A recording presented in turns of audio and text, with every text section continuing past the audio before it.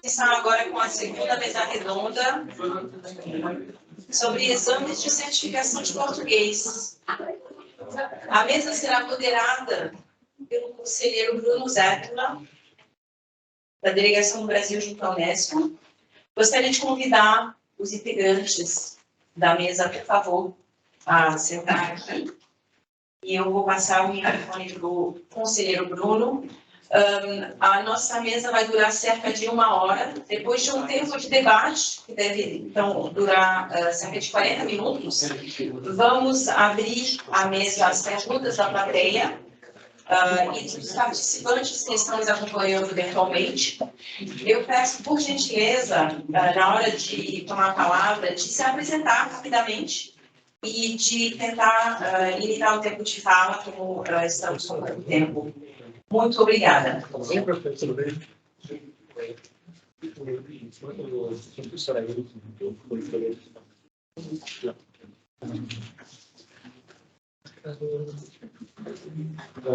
Muito bom dia a todos e a todas. É sempre uma alegria poder retornar à Embaixada do Brasil em país. Então, uma causa é boa, como essa alegria é sempre redobrada. Queria felicitar o setor da educação da Embaixada por essa iniciativa, em conjunto com a Sociedade Internacional de Português e Estrangeira. É sempre uma satisfação ver a Embaixada internacional trabalhando com grandes instituições acadêmicas.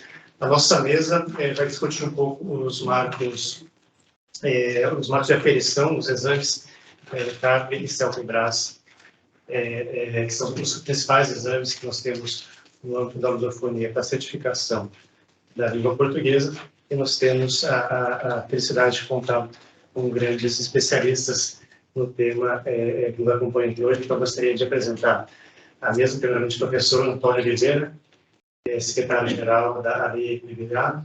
O professor Antônio Oliveira é professor de português do Ministério da Educação Francesa, foi professor na Seção Internacional Portuguesa do Colégio Henri, em Bristol-Myers, foi professor durante 2 anos no IEP, Centro Nacional do Leste Parisiano, mas professor avaliador do Diploma de Competência Linguística para Adultos e é membro do Conselho de Administração da ADI-PBA desde 2001, secretário-geral de 2007. Professora Adelaide, que já foi apresentada, uma alegria poder contar novamente aqui na nossa mesa. Professor André Stahlhauer, nosso reitor do Instituto Guimarães Rosa, vinculado ao CERIS, Centro de Recherche sobre a Relação Sociopolitique, da Universidade Clermont-Auvergne.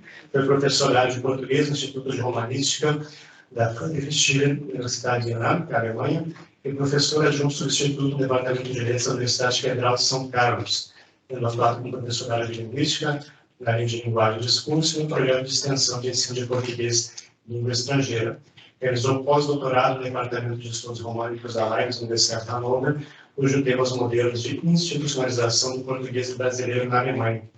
Graduado em Letras Português e Inglês, mestre e doutor em Linguística pela Universidade de São Carlos, com estágio de pesquisa no Centro de Recherche em Epistemologia Comparada e Linguística de Europa Central e Oriental na Universidade de Lausanne, Suíça. Foi bolsista da FAPESP em todos os níveis de estudo.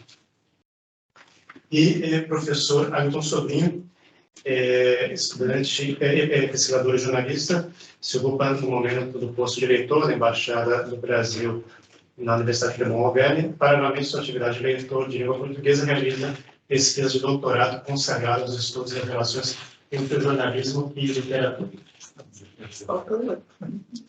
Não faltou, é verdade, professor. Eu sou professora, mas faltou o meu. Faltou o seu, é verdade. Temos o da professora.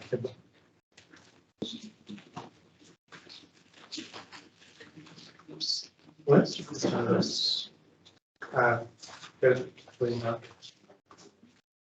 uma parte da minha parte.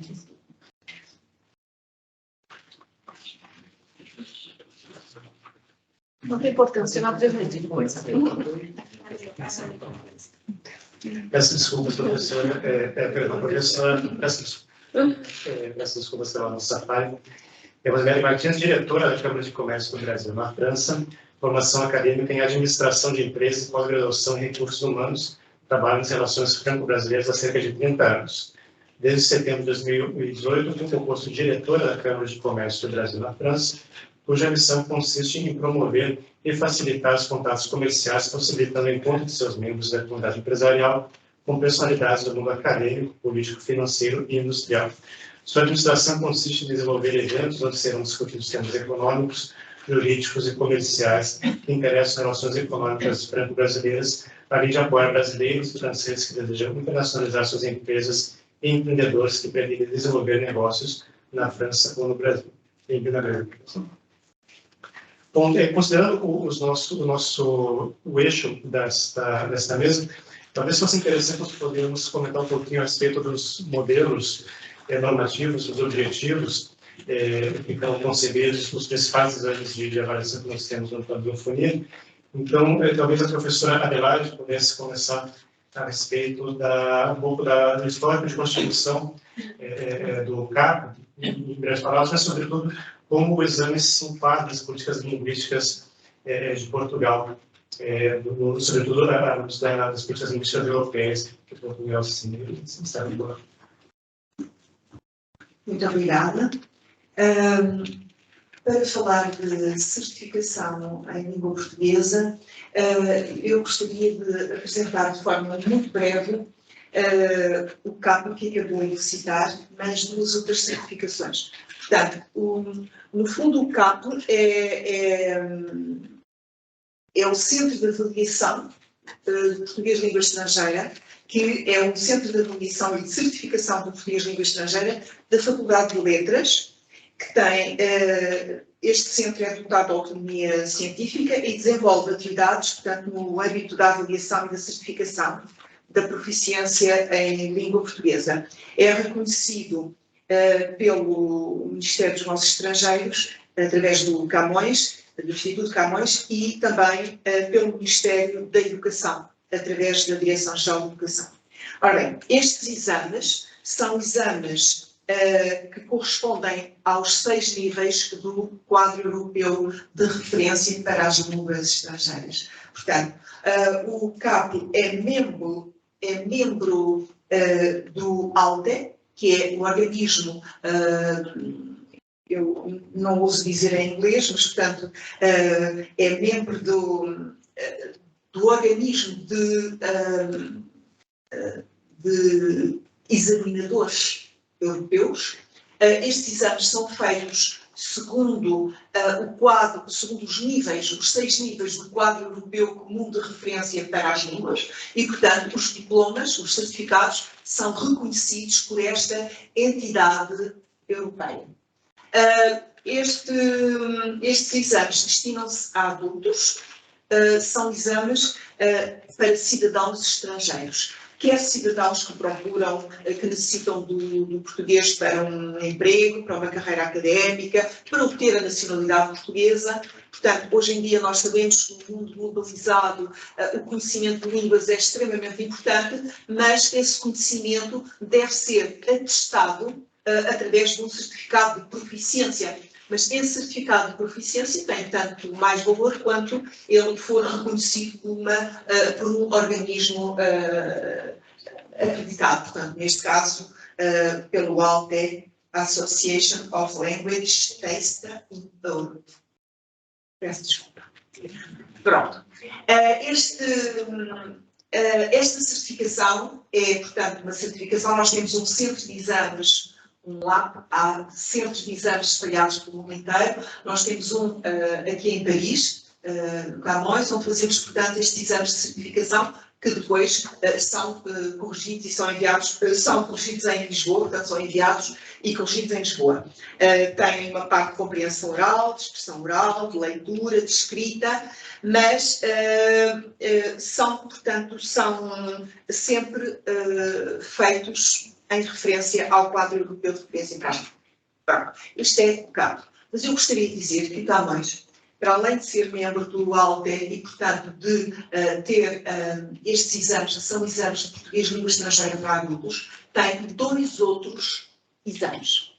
Portanto, Porque tem um exame de português por língua de herança, baseado no QUAREP. O QUAREP é o quadro europeu, portanto, é baseado também no quadro europeu de referência para as línguas, mas é vocacionado para crianças desde os 8 anos até aos 17 anos, 18 anos, e que têm o português como língua de herança. Nós fazemos anualmente perto de 1000 exames, portanto, em que certificamos os nossos alunos que fizeram os cursos SEID, mas também todos os alunos de sistemas associativos ou de outras escolas que se candidatam para fazer estes exames. Portanto, são exames que certificam competências em língua portuguesa, desde, conforme as idades. Uma criança pode ser certificada em A1 ou A2, mas só a partir dos 14 ou 15 anos é que poderá ser certificada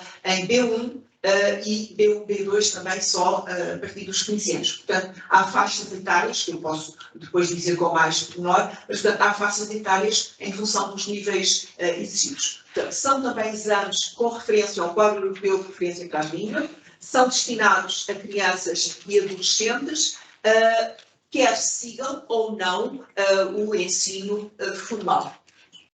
E ainda um terceiro exame, que está agora em início, que já foi aplicado em vários países e que vai ser aplicado este ano em França, que é o Camões Júnior. O Camões Júnior destina-se a alunos do ensino de nível de colégio, dos 12 aos 18 anos, e certifica 3 níveis de ensino, e este destina-se a alunos que seguem o ensino formal, portanto, alunos que estão a ser escolarizados no ensino formal. Portanto, grosso modo, são estes os 3 exames de certificação que a Camões leva a cabo. Camões, portanto, membro do ALTER, mas membro também associado da EQUALS, que é, portanto, um organismo internacional, não europeu, mas bastante mais abrangente, de escolas, associações, de formadores e que, portanto, acredita também as certificações em língua.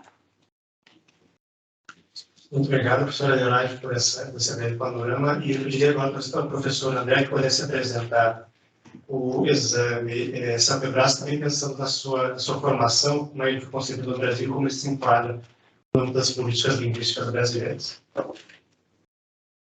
Bom dia a todos. Primeiramente, eu vou falar do lugar de um especialista em estudos da linguagem, etc., e não como especialista da área de avaliação do SAPEBRAS em si, né, que a área de avaliação é uma área específica, né, dos programas de linguística aplicada, de ensino-aprendizagem, etc. Então, eu não vou me reter muito às datas, porque eu sou muito com datas, mas dizer que e também, obviamente, né, me baseando na minha experiência de atuação no exame como avaliador, eu pude participar em diferentes lugares, né, como um aplicador do exame, organizador, né, das comissões que vão atuar no exame, e agora, mais pontualmente, né, eu e o Ailton fazemos parte da comissão organizadora, o Ailton como coordenador do exame, eu como avaliador, sempre de sala, etc. Somos muito pequenos, só eu e ele lá. Então, eu vou falar desse lugar, né, da minha experiência como avaliador mesmo no exame, né? Pensando que, tendo em mente que o exame é uma das únicas certificações, quer dizer, a única, né, certificação oficial conhecida pelo governo, pelo Estado, desculpem, brasileiro, né, como certificação para estudos em universidades, trabalho, reconhecimento de naturalização, né, pensando no exame com essa certificação com uma característica mais ampla, né, ou seja, de uma perspectiva da finalidade, né, do exame, mas o que eu gostaria de pontuar do exame é que é a sua essência, né, o seu construto teórico-metodológico, de alguma maneira, traz uma inovação, né? O exame se caracteriza, né, por uma abordagem comunicativa, né, interacionista, e de atividades baseadas em tarefas, né? Então, a prova oral, só para contextualizar melhor, a prova oral, praticamente, né, em termos práticos, se caracteriza por uma interação, né? E uma interação cuja avaliação é feita por um interlocutor e por um observador, e a prova escrita, né, que se caracteriza por 4 tarefas, uma baseada em vídeo, uma outra em áudio, e as outras 2 últimas em textos escritos, né? E todas elas embasam a produção textual escrita. Além disso, o SAP Brasil não tem os números de quantos países ele é aplicado, né? Aqui na França, este ano nós tivemos 2 postos de aplicação, né? Que foi a Sorbonne Nouvelle, sob a coordenação da Karen, e a Université Clermont-Ferrand, e eu sei que em outras épocas já houve outros postos a aplicarem, né? Se eu não me engano, Montpellier e Nantes, Nanterre, alguma vez, já teve também, né? Então, assim, acho que de início eu posso dizer esses itens e depois eu posso ir acrescentando outras coisas sobre o exame. Então, eu atuei no Brasil, como a gente estava conversando anteriormente, atuei no SAP Brasil do Brasil, na Universidade Federal de São Carlos, né, onde eu me formei e trabalhei. É um posto grande, os postos brasileiros do SAP Brasil são imensos em termos de número de candidatos, né? Nós tínhamos aplicações com 90, 100, até mais de 100 candidatos, e na época, sobretudo, as aplicações eram feitas 2 vezes por ano. Nos últimos tempos, nós temos tido uma aplicação por ano só, né? E também atuei na Universidade de Jena, na Alemanha, em que ainda é o único posto de aplicação, né? Existe a possibilidade de abertura em outros lugares, mas Jena é ainda o único posto de aplicação. Muito obrigado, professor.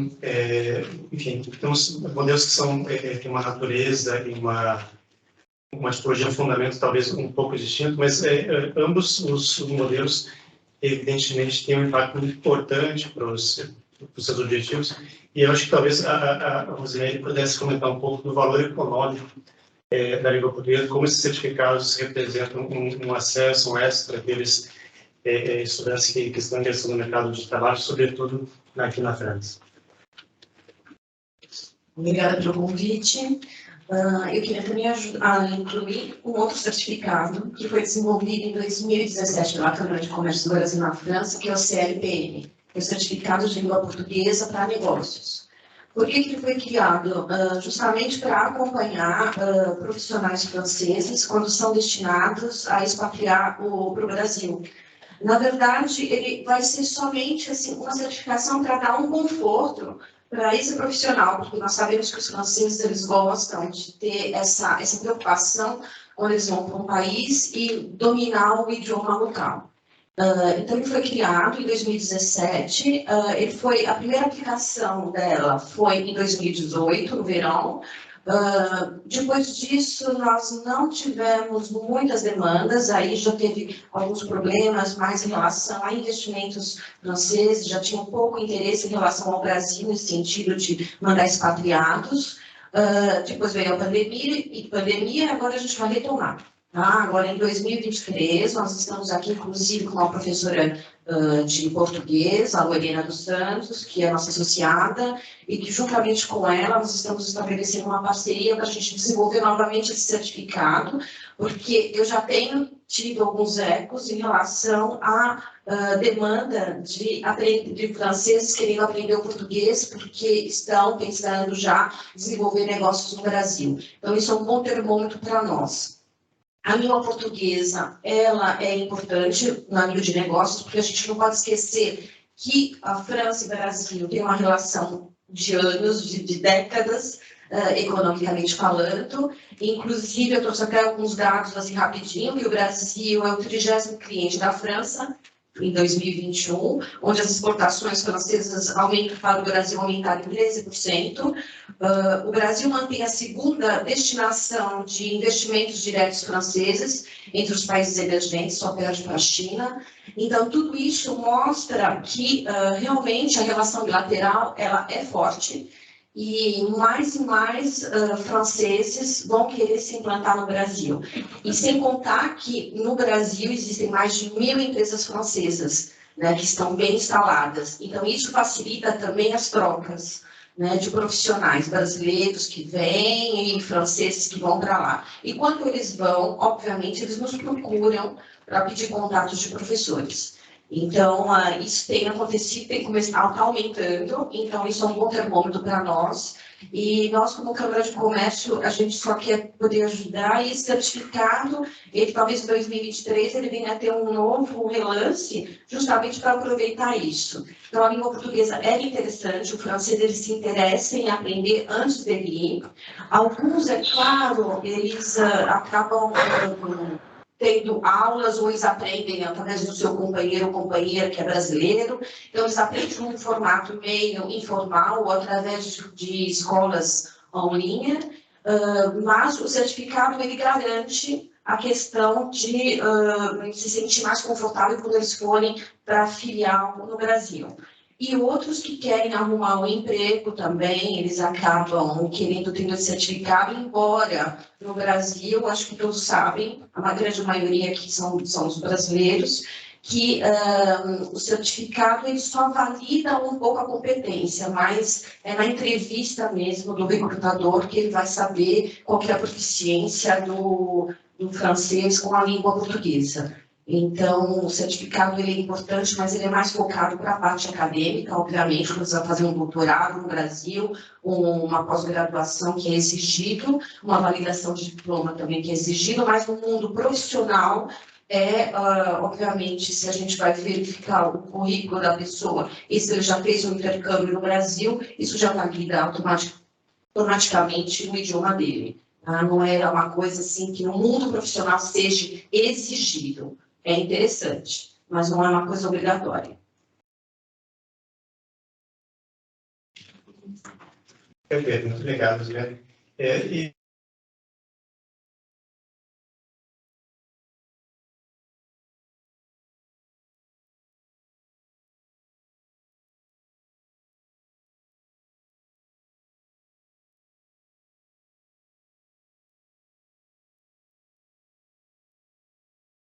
As suas percepções a respeito de como do papel da avaliação na sala de aula, de como isso promove eventuais mudanças na metodologia, na percepção, no engajamento dos alunos, e particularmente qual o papel que esses dois exames, sobretudo esses dois exames, mas não apenas, a avaliação como um todo pode ter na sala de aula como um elemento de estímulo e de apoio e auxílio ao processo de aprendizagem.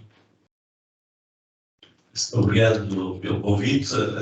Evidentemente que na sala de aulas a avaliação ela é extremamente importante, porque é o que vai motivar os alunos na fase da aprendizagem, porque se não houver essa avaliação, penso que muitos alunos não estariam um pouco perdidos, não sabiam qual o nível que têm, e portanto é uma maneira de ajudar os alunos a progredir constantemente.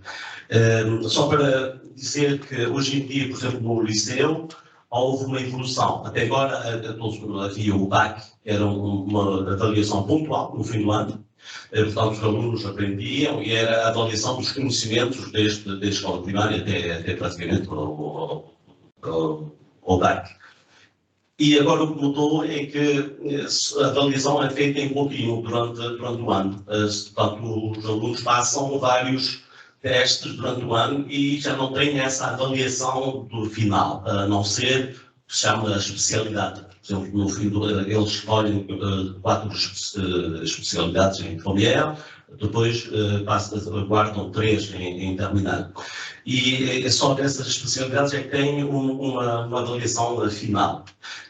Existe também em português, mas infelizmente pouco, porque é o que estava previsto nas 3 academias de Paris, Versailles, Créteil, e infelizmente só existe em Porto Combo, que é para aqueles alunos que têm um conhecimento em literatura, que querem aperfeiçoar ou se inscrever na universidade, e também existe na Guiana. Portanto, só existe em Porto Combo e na Guiana, e até nós tínhamos protestado na altura, porque isso foi uma perda de consideração para o ensino do português, não ter o ensino como via para especialistas. E, enfim, lamentavelmente não conseguimos ir além dessas duas escolas. Portanto, é para dizer que a avaliação, portanto, que isso mudou. Hoje em dia há alunos que dizem eu já tenho a média, portanto, já durante o ano, já estou à vontade, já não há aquela apreensão do exame final para o DAC. Eles sabem que já têm a média durante o ano, portanto, se não conseguirem uma especialidade, vão conseguir. E, para nós, eu lembro como estudante do DAC, era uma montanha, era um quebra-cabeças, porque era uma fase, se podia conseguir ou não, independentemente do trabalho durante o ano.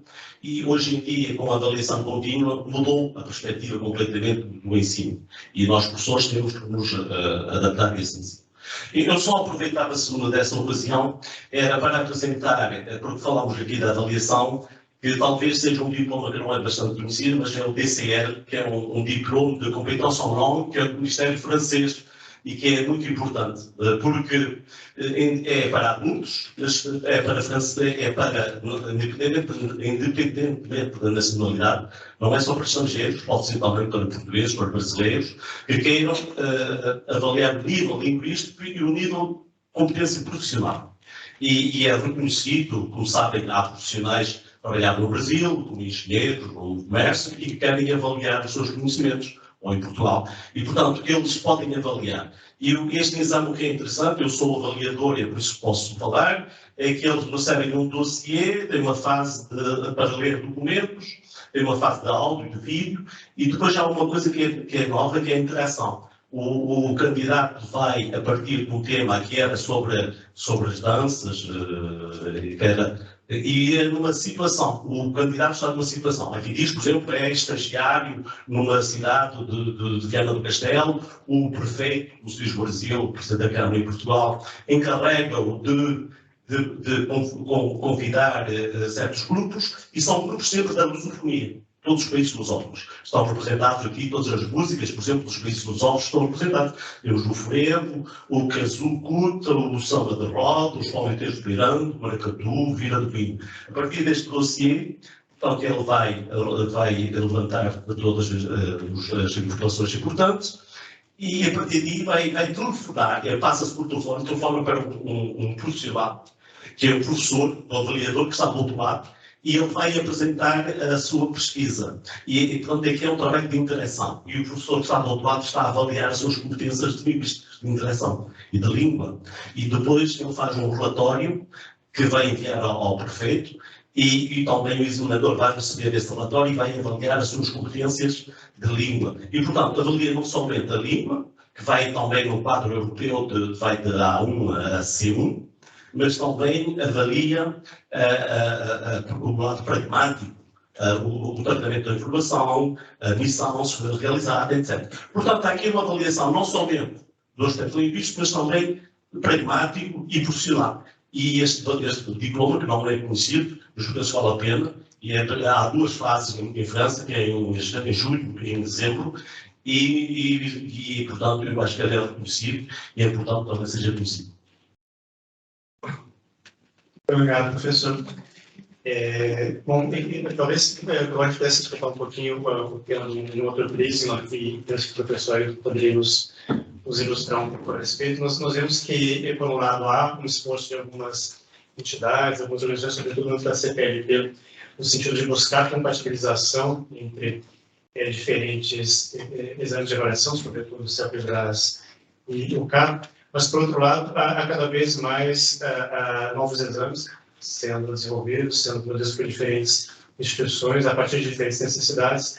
E a pergunta que eu lhe coloco, professor, para que você possa explorar, é se faria sentido, efetivamente, buscarmos um exame único no âmbito da lusofonia, se existe algum imperativo nos inclina a caminhar nessa direção, ou se, pelo contrário, a percepção é de que hoje nós caminhamos para uma especificação cada vez maior dos nichos de ensino de português, e isso leva à necessidade de diferentes modelos de avaliação. Bom.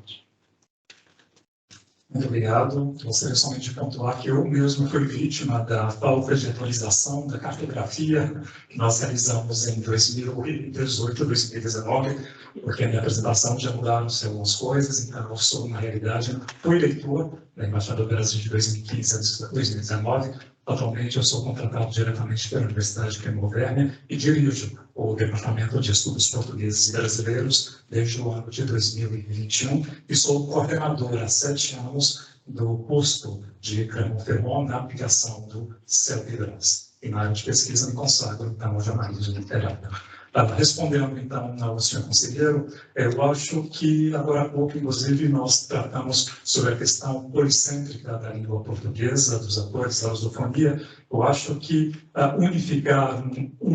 unificar um só exame para medir ou avaliar as competências daqueles que aprendem ou estão cursando, fazendo, que querem ter uma certificação de conhecimento da língua portuguesa, não é o caminho, porque nós temos justamente o que é algo positivo e vantajoso em termos de lusofonia, justamente esse caráter, esse pensamento de que não há uma língua, uma variante que domina uma outra, mas é que a partir das diferenças é que se construi então, essa riqueza da língua. Então, acho que não seria o bom direcionamento a ser realizado para uma unificação de um único certificado que mediria então as competências daqueles que fazem recursão portuguesa, enfim.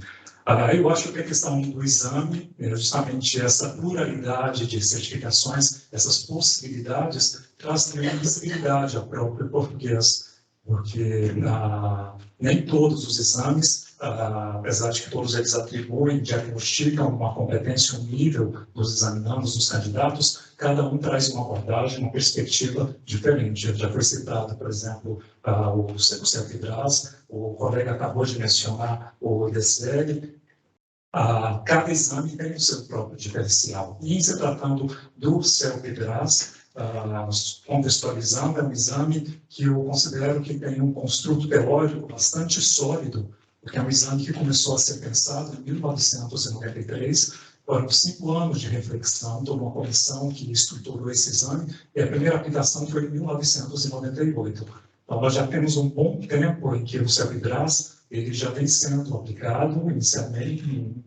Houve também não sei quantos são os postos, a totalidade que ele é aplicado no mundo, mas houve uma crescente, desde a criação em 1998 até a última aplicação em 2022. Então, é um exame que já tem essa solidez, é um exame que também é de referência para aqueles para examinandos que têm objetivos diferenciados, seja para pedir a naturalização brasileira, estudantes que querem fazer estágio ou fazer intercâmbio em universidades brasileiras também. Então, é um exame que avalia, que tem um prazo, uma perspectiva comunicativa, compreendendo, então, a língua como instrumento de socialização, mas também que privilegia dos candidatos um conhecimento bastante intercultural, principalmente na parte oral do exame, que os avaliadores, por exemplo, é proposto um roteiro para nós, e uma das questões que são propostas aos candidatos é simplesmente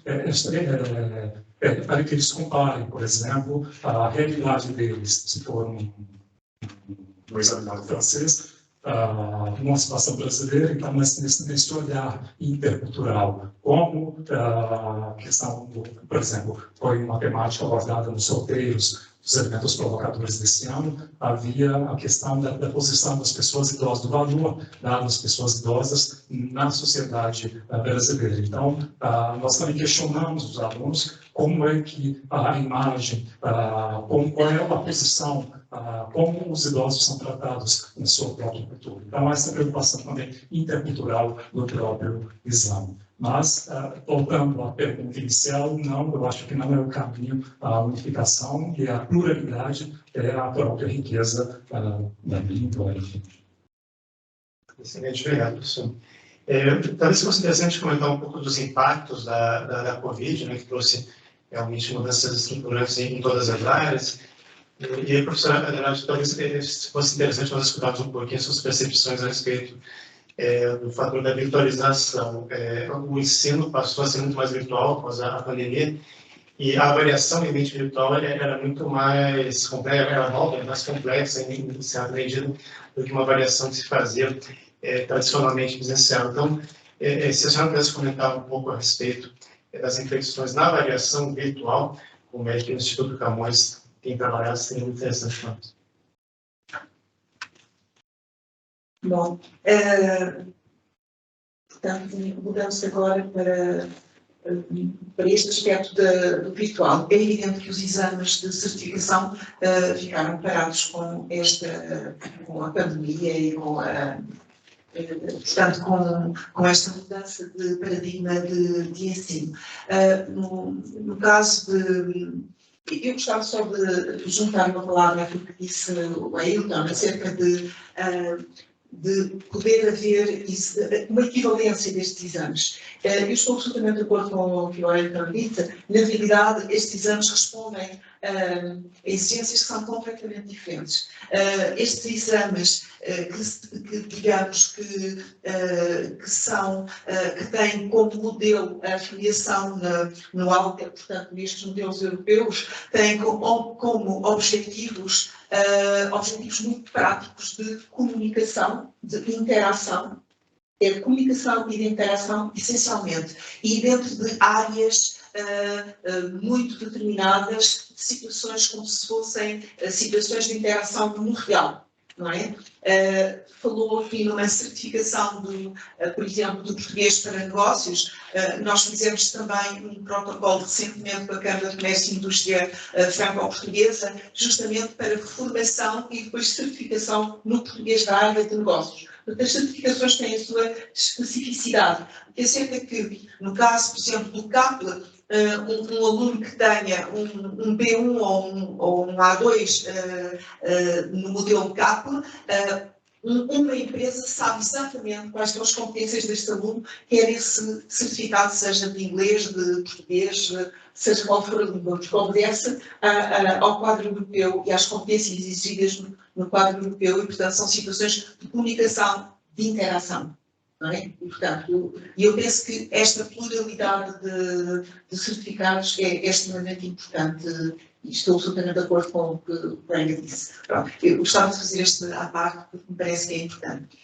Quanto ao ensino à distância, não há dúvida que há um fator que nós não podemos esquecer, sentimos, que é o fator da separação da relação. A relação que ficou cortada, a relação entre, sobretudo quando são mais pequenos, não é? Entre os alunos e os professores. Portanto, isso afetou bastante o ensino, desmotivou realmente bastantes alunos. Aquilo que o Camões tentou fazer logo, muito rapidamente, foi uma formação aos professores, dando-lhes uma pluralidade de materiais e de recursos digitais, de forma a que se pudesse variar as situações com os alunos. Nós tivemos experiências, por exemplo, de teatro, de professores que conseguiram fazer teatro com os seus alunos, apesar de ser à distância. Portanto, não se pode passar numa aula presencial que tem toda uma dinâmica humana para uma aula que é a mesma coisa, mas através do ecrã. Isso não é possível.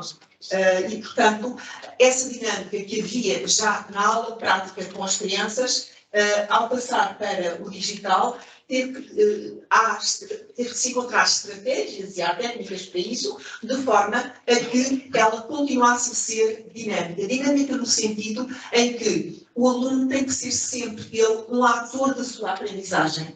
O aluno não é um ser passivo que recebe o conhecimento do professor. Já não é assim na sala presencial e, portanto, a dificuldade aqui era encontrar que também não fosse assim através de...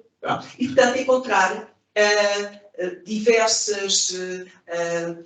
há pouco indivíduo falava de jogos, mas podem não ser jogos, podem ser construções, podem ser trabalhos. Há imensas estratégias que podem ser feitas à distância, não é? Mas de forma a que o aluno continua a ser ele que está implicado no seu processo de aprendizagem. Continua a ser ele que experimenta, que mostra, que dá a conhecer. E o professor continua a ser ele que está lá um pouco para orientar. Criaram-se bases de apoio. Os professores aprenderam, os que não sabiam, alguns já sabiam e já utilizavam, tablets ou blogs, de forma a poder, digamos assim, criar uma linha de organização e de consulta para todos os seus alunos. Mas o importante foi sempre, por exemplo, levar as crianças a gravarem uma conversa que tiveram com os pais, uma cantiga, um poema que aprenderam, e a mandar para o professor. Eles próprios a analisarem o resultado dessa gravação, a analisarem o resultado daquilo que fizeram. Portanto, a grande preocupação foi sempre em manter os alunos não a seguir aulas, mas a continuarem a ser ativos no seu processo de aprendizagem, como já o eram na aula presencial, não é? É um grande desafio, né, professor? Bom, e outro tema que é também que se aflorou muito após a pandemia e que talvez os exames possam ter um papel fundamental em festa é o preconceito linguístico, né? Isso é um tema que nós vemos internamente, às vezes marcado com relação a regiões, as classes, ou mesmo no internacional com relação a normas nacionais. Professor André, talvez você pudesse comentar um pouquinho a respeito de qual o papel desses exames, sobretudo à luz dessas explicações que o professor Ailton e o professor Andrade comentaram sobre os elementos de provocação, como os exames podem ter um papel fundamental, um papel importante no sentido de trabalhar contra esses preconceitos linguísticos que muitas vezes operam no âmbito mais oportuno. Bom, eu gostaria só de corroborar as falas da Adelaide e do Ailton em relação aos exames.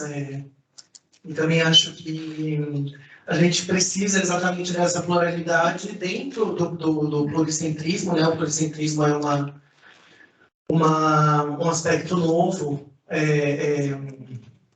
e vem sendo discutido, mesmo ainda em âmbito muito acadêmico, né?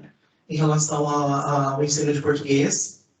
As coisas têm a ver com a sua pergunta, inclusive, Bruno, e dizer que essas questões precisam ser colocadas de modo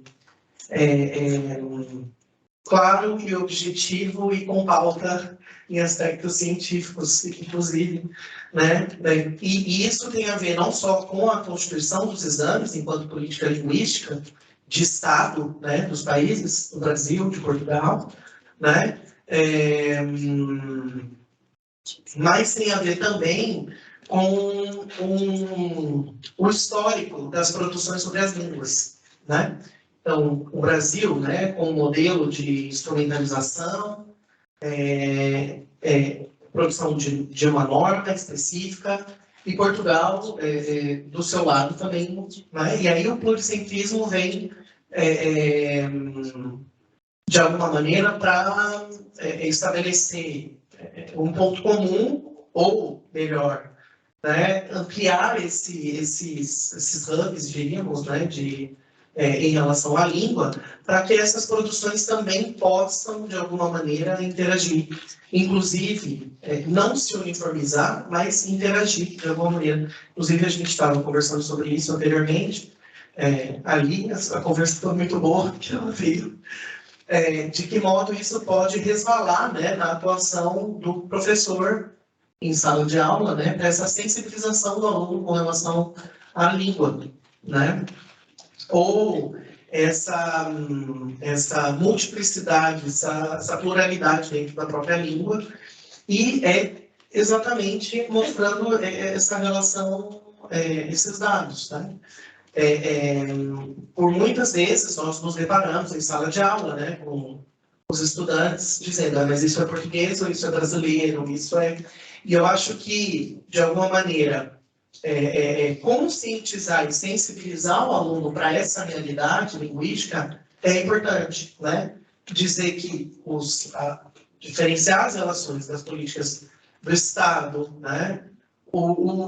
Inclusive, a conscientização sobre o conhecimento linguístico que o aluno precisa ter em relação a essa política mesmo, né? Então, dizer que existem duas normas, né, institucionalizadas, a brasileira e a europeia, a portuguesa, né, e que existe um trabalho comum a ser desenvolvido, né, contrastivo e etc.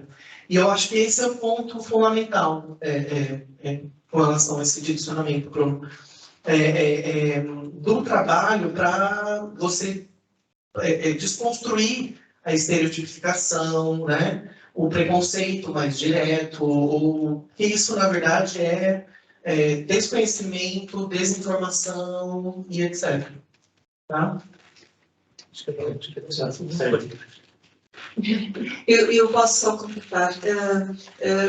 No nosso caso, é extremamente importante, no caso, por exemplo, nós temos secções internacionais com um programa construído em parceria, nós e o Estado francês, um programa de língua e literatura para os alunos de colégio e depois para os alunos de liceu, que, portanto, depois apresentam o Pacto Internacional.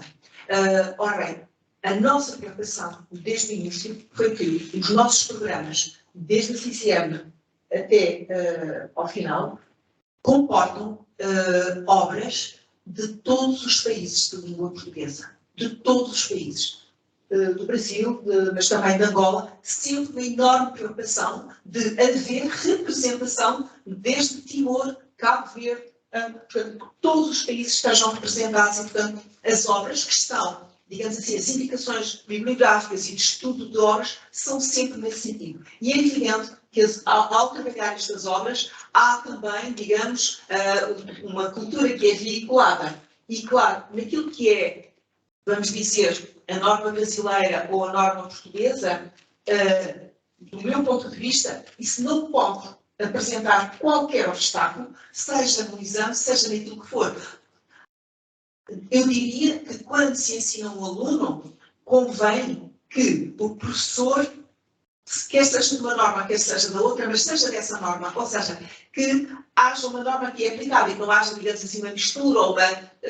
Pronto, eu diria mais neste sentido, mas que haja uma coerência na norma que é aplicada e jamais isso poderá ser objeto de penalização ou de, seja do que for, numa avaliação, num exame, não é? Mas nós temos essa enorme preocupação de que, porque é essa a riqueza da língua portuguesa. A riqueza da língua portuguesa é essa pluralidade a vários níveis, não é? Cultural, mas a muitos outros níveis. Obrigado. Talvez a gente possa pegar algumas perguntas da plateia, se a gente tiver. Teremos tempo para apenas uma pergunta da plateia e pedimos, por favor, apenas 5 minutos. Não, eu só, 2, 3 minutos.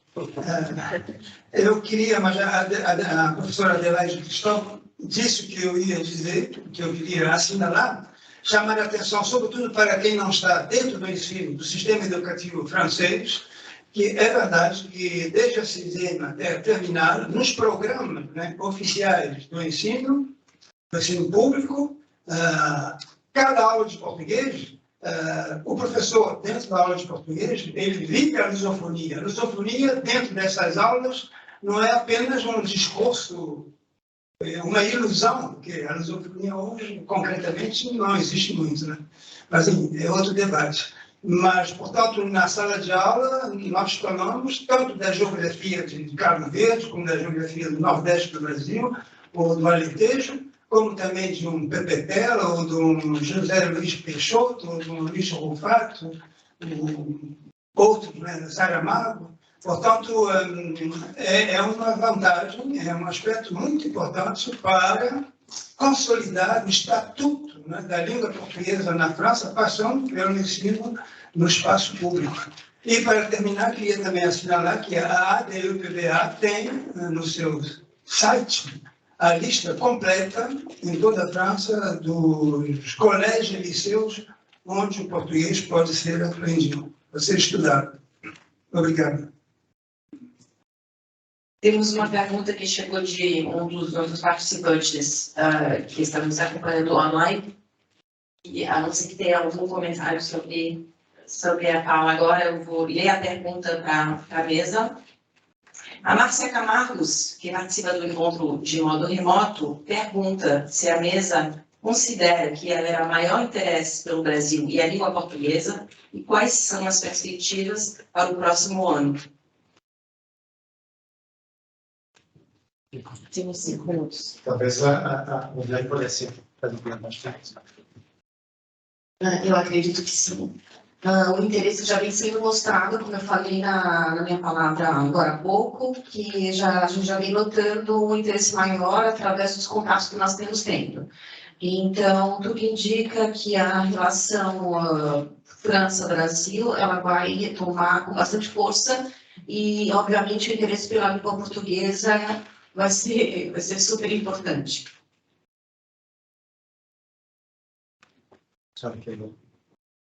Sim.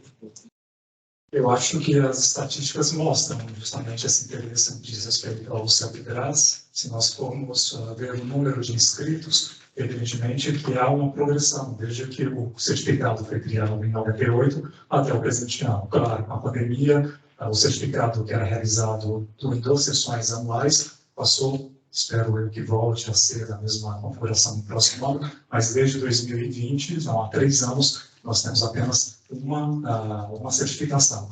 E o número de candidatos, de pessoas que se inscrevem, por exemplo, tem postos aqui na própria Europa, nós recebemos às vezes candidatos que vêm já tivemos candidatos italianos, candidatos que vieram fazer a aplicação conosco, que vieram também da Holanda, da própria Alemanha, porque os postos nesses respectivos países já haviam esgotado as vagas, o que prova justamente esse interesse pela certificação que diz respeito ao CELPE-BRAS.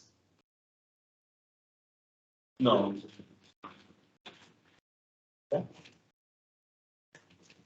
Temos mais tempo, já que acabamos com... Então,